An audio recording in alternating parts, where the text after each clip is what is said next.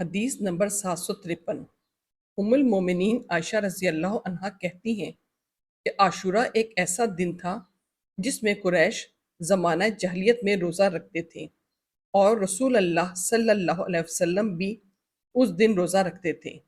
جب آپ مدینہ آئے تو اس دن آپ نے روزہ رکھا اور لوگوں کو بھی اس دن روزہ رکھنے کا حکم دیا، لیکن جب رمضان کے روزے فرض کیے گئے تو صرف رمضان ہی کے روزے رہے، اور آپ نے عاشورہ کا روزہ ترک کر دیا۔ تو جو چاہے اس دن روزہ رکھے اور جو چاہے نہ رکھے۔ امام ترمذی کہتے ہیں یہ حدیث صحیح ہے۔ اہل علم کا عمل عائشہ رضی اللہ عنہا کی حدیث پر ہے، اور یہ حدیث صحیح ہے۔ یہ لوگ یوم عاشورہ کے روزے کو واجب نہیں سمجھتے، اللہ یہ کہ جو اس کی فضیلت کی وجہ سے جو ذکر کی گئی ہے اس کی رغبت رکھے۔ حدیث نمبر 754۔ حکم بن ارج کہتے ہیں کہ میں ابن عباس کے پاس پہنچا تو زمزم پر اپنی چادر کا تکیہ لگائے ہوئے تھے۔ میں نے پوچھا مجھے یوم عاشورہ کے بارے میں بتائیے کہ وہ کون سا دن ہے جس میں روزہ رکھوں۔ انہوں نے کہا جب تم محرم کا چاند دیکھو تو دن گنو اور 9 تاریخ کو روزہ رکھ کر صبح کرو۔ میں نے پوچھا کیا اسی طرح سے محمد صلی اللہ علیہ وسلم رکھتے تھے؟ کہا ہاں اسی طرح رکھتے تھے۔ حدیث نمبر 755۔ ابن عباس رضی اللہ عنہ کہتے ہیں کہ رسول اللہ صلی اللہ علیہ وسلم نے 10ویں تاریخ کو عاشورہ کا روزہ رکھنے کا حکم دیا۔ امام ترمذی کہتے ہیں ابن عباس کی حدیث حسن صحیح ہے۔ اہل علم کا عاشورہ کے دن کے سلسلے میں اختلاف ہے۔ بعض کہتے ہیں عاشورہ 9واں دن ہے اور بعض کہتے ہیں 10واں دن۔ ابن عباس سے مروی ہے کہ 9ویں اور 10ویں دن کا روزہ رکھو اور یہودیوں کی مخالفت کرو۔ شافعی، احمد اور اسحاق بن راہیہ کا قول بھی اسی حدیث کے مطابق ہے۔ حدیث نمبر 759۔ ابو ایوب انصاری رضی اللہ عنہ کہتے ہیں کہ نبی اکرم صلی اللہ علیہ وسلم نے فرمایا جس نے رمضان کے روزے رکھے پھر اس کے بعد شوال کے 6 نفلی روزے رکھے تو یہی صوم الدہر ہے۔ امام ترمذی کہتے ہیں ابو ایوب رضی اللہ عنہ کی حدیث حسن صحیح ہے۔ حدیث نمبر 762۔ ابو ذر رضی اللہ عنہ کہتے ہیں کہ رسول اللہ صلی اللہ علیہ وسلم نے فرمایا جس نے ہر ماہ 3 دن کے روزے رکھے تو یہی صیام الدہر ہیں۔ اس کی تصدیق اللہ تعالیٰ نے اپنی کتاب میں نازل فرمائی۔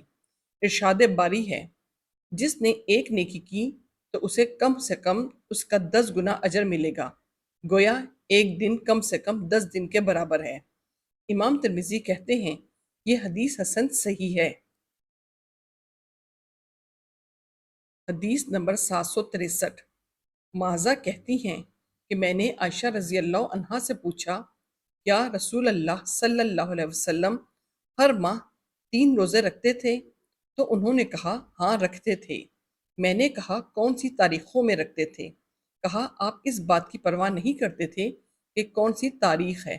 امام ترمذی کہتے ہیں یہ حدیث حسن صحیح ہے۔ حدیث نمبر 767۔ ابو ہریرہ رضی اللہ عنہ کہتے ہیں کہ رسول اللہ صلی اللہ علیہ وسلم نے فرمایا روزہ دار کے لیے 2 خوشیاں ہیں، ایک خوشی افطار کرتے وقت ہوتی ہے اور دوسری اس وقت ہوگی جب وہ اپنے رب سے ملے گا۔ امام ترمذی کہتے ہیں یہ حدیث حسن صحیح ہے۔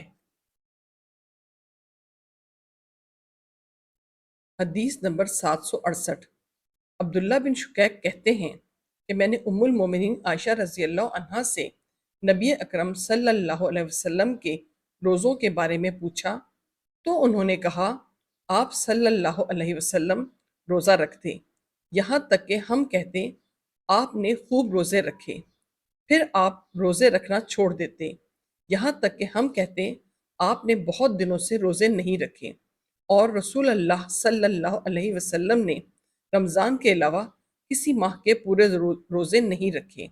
امام ترمذی کہتے ہیں عائشہ رضی اللہ عنہا کی حدیث صحیح ہے۔ حدیث نمبر 770۔ عبداللہ بن عمرو بن العاص رضی اللہ عنہ کہتے ہیں کہ رسول اللہ صلی اللہ علیہ وسلم نے فرمایا، سب سے افضل روزہ میرے بھائی داؤد علیہ السلام کا روزہ ہے۔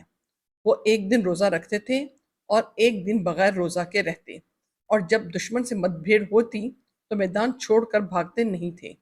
امام ترمذی کہتے ہیں یہ حدیث حسن صحیح ہے۔ بعض اہل علم کہتے ہیں کہ سب سے افضل روزہ یہ ہے کہ تم ایک دن روزہ رکھو اور ایک دن بغیر روزے کے رہو۔ کہا جاتا ہے یہ سب سے سخت روزہ ہے۔ حدیث نمبر 771۔ عبد الرحمن بن عوف رضی اللہ عنہ کے مولا ابو عبید سعد کہتے ہیں کہ میں عمر بن خطاب رضی اللہ عنہ کے پاس 10ویں ذی الحجہ کو موجود تھا۔ انہوں نے خطبے سے پہلے نماز شروع کی، پھر کہا، میں نے رسول اللہ صلی اللہ علیہ وسلم کو ان 2 دنوں میں روزہ رکھنے سے منع فرماتے سنا ہے، عید الفطر کے دن سے اس لیے یہ تمہارے روزوں سے افطار کا دن اور مسلمانوں کی عید ہے، اور عید الاضحیٰ کے دن اس لیے اس دن تم اپنی قربانیوں کا گوشت کھاؤ۔ امام ترمذی کہتے ہیں یہ حدیث حسن صحیح ہے۔ حدیث نمبر 772۔ ابو سعید خدری رضی اللہ عنہ کہتے ہیں کہ رسول اللہ صلی اللہ علیہ وسلم نے 2 روزوں سے منع فرمایا، یوم الاضحیٰ بقرہ عید کے روزے سے اور یوم الفطر عید کے روزے سے۔ امام ترمذی کہتے ہیں ابو سعید خدری رضی اللہ عنہ کی حدیث حسن صحیح ہے۔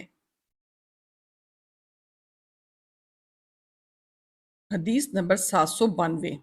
ام المومنین عائشہ رضی اللہ عنہ کہتی ہیں کہ رسول اللہ صلی اللہ علیہ وسلم رمضان کے آخری عشرے میں اعتکاف کرتے اور فرماتے، شب قدر کو رمضان کے آخری عشرے میں تلاش کرو۔ امام ترمذی کہتے ہیں عائشہ رضی اللہ عنہ کی حدیث حسن صحیح ہے۔ حدیث نمبر 793۔ زر بن حبیش کہتے ہیں کہ میں نے ابی بن کعبہ رضی اللہ عنہ سے پوچھا، ابو المنذر، آپ کو کیسے معلوم ہوا کہ یہ 27ویں رات ہے؟ تو انہوں نے کہا، کیوں نہیں، ہمیں رسول اللہ صلی اللہ علیہ وسلم نے خبر دی ہے کہ یہ ایک ایسی رات ہے جس کی صبح جب سورج نکلے گا تو اس میں شعاع نہیں ہوگی۔ تو ہم نے گنتی کی اور ہم نے یاد رکھا۔ زر کہتے ہیں اللہ کی قسم، ابن مسعود کو بھی معلوم ہے کہ وہ رمضان میں ہے اور وہ 27ویں رات ہے، لیکن وہ یہ ناپسند کرتے ہیں کہ تمہیں اے مسلمانوں بتا دے اور تم تکیہ کر کے بیٹھ جاؤ۔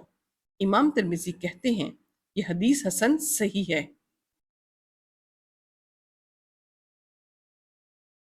حدیث نمبر 794۔